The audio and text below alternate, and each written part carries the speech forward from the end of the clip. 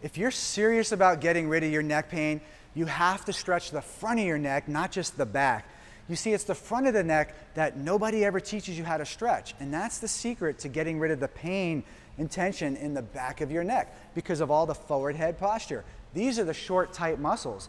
The back of the neck is the long, overstretched muscles. So we want to stretch the shortened muscles. These are called your scalene muscles in the front of your neck.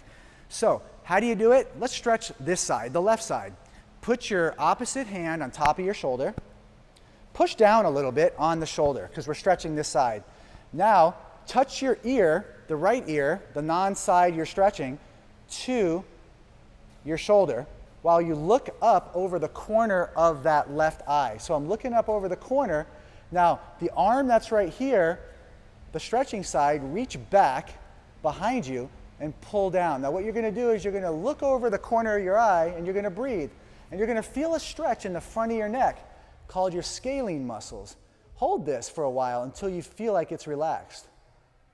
It's going to stretch the entire front of your neck, looking over the corner of that eye, the corner of my left eye, while I touch the right ear to my right shoulder.